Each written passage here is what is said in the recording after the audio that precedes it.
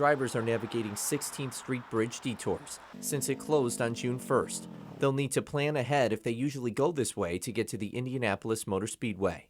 Kevin Moore lives on the west side and says while locals must now find new routes, he understands why the bridge needs repair work. It's going to be a long-term benefit. I mean, that bridge was pretty much overdue to be redone.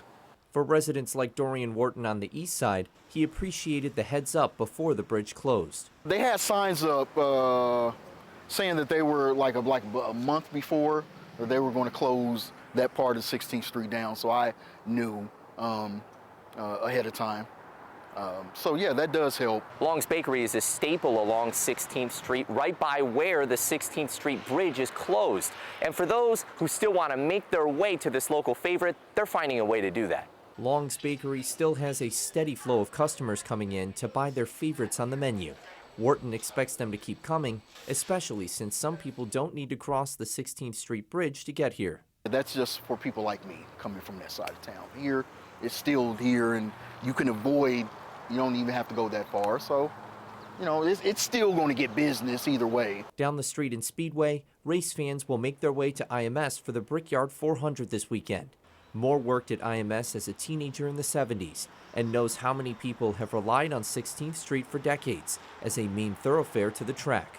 Even though the bridge is closed, he says people will find a way there. Be an inconvenience, obviously, but I don't think it'll be a big problem. People who want to come to the race are coming to the race. Moore recommends 10th Street as an alternative way to get there. On Indy's west side, Brandon Sheff, 13 News.